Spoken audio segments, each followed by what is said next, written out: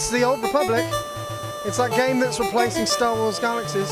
Hello, Mensky Rose Tinted Gamers here. Are you the droid we're looking for? Yeah, I thought so. But the facility's main cannon is still powering up. We must use the turret and gun battery replacement. Excuse me, sir. I'm Mensky from Rose Tinted Gamers. How are you doing? I see you're the silent type. Okay. What do you think about being in a franchise that is typically derided by all of its fans because of George Lucas's insane meddling? No. Really don't have anything to say about that, do you?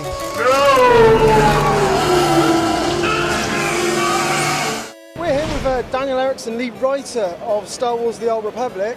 Hi, how are you doing? Fantastic. It was a good show for you? Yeah, so far it's been a ton of, you can see all the people back here ready to play tour, and we're getting Quite a lot. A queue. Obviously, we're getting a lot of people in playing for the very first time, and that's always exciting. It's why we're trying to get out to as many of the cons as we can, get as much time in front of the fans as we can. Nothing that we can say, nothing that we can put up matches the experience of people getting their hands on the game. Of course, of course. As it's a BioWare game, story is very important, I'm sure.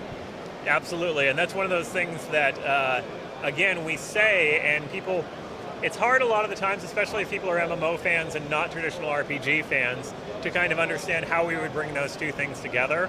And once people have the hands-on, and they sit down and they see it, and they play the conversations, and they do the stuff, we get a lot of, oh, okay, I get it. I see what's going on here. Of course, with the original Old Republic on the Xbox and PC, there were a lot of fans who were expecting to see another one like that, and obviously an MMO was a bit of a surprise.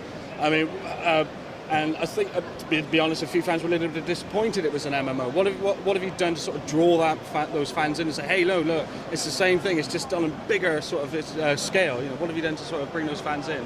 Well, one of the things, the game design always from the beginning was going to excite those fans. The problem was they weren't connecting in their head that the two genres could live in the same place. Yeah. Right? BioWare has always come from a pen and paper RPG background. And originally, the whole point of an RPG is you play with your friends. Absolutely. That's what a computer role-playing game was missing.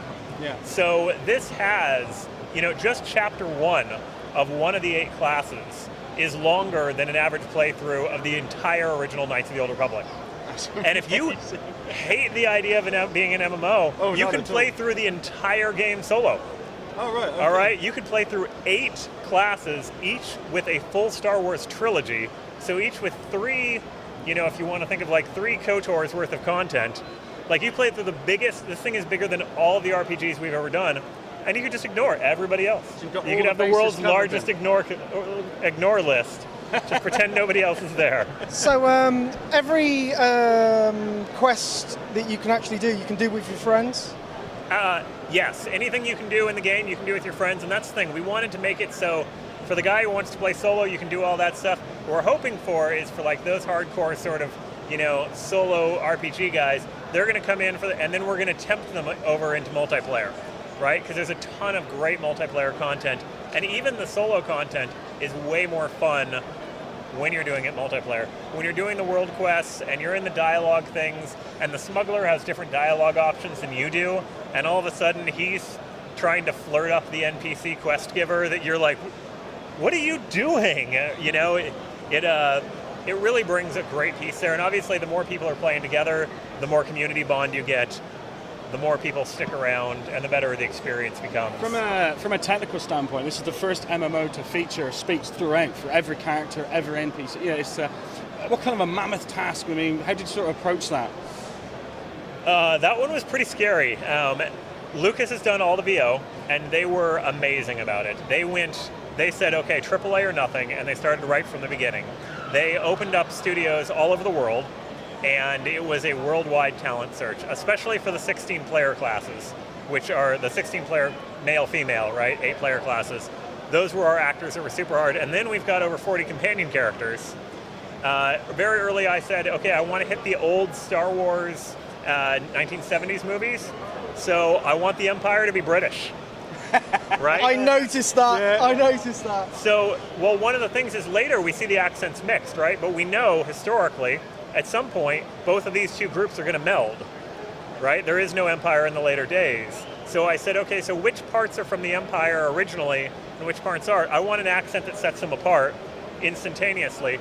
First thing LEC did was opened a studio in London, right? Started calling in the Shakespearean acting company, like huge stuff, big stars. We had people going through all the time that I was like, hey, I know that guy. And it really got top flight talent to do it. Nice. Some of the most impressive, of course, was trying to cast for the Imperial Agent, which took the longest, because the Imperial Agent switches accents. Whenever they're undercover, they have to go American. And we discovered very quickly, of course, that you have to get a Brit to do an American accent and not the other way. Because when you guys do bad American accents, we don't notice.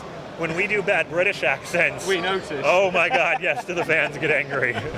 How much of, obviously you've got World of Warcraft, you've got Rift, have any of the other sort of big MMOs, particularly World of Warcraft, had an influence on the Old Republic in any way, or is it just, no, we're going to take these guys on and we're going to, get ourselves to the top? And have you sort of... Well, one of the things BioWare has always been really good about is having a real humility when it comes to how we do design. We learn from everybody. We've got designers on there who've worked on every major MMO that's ever been done.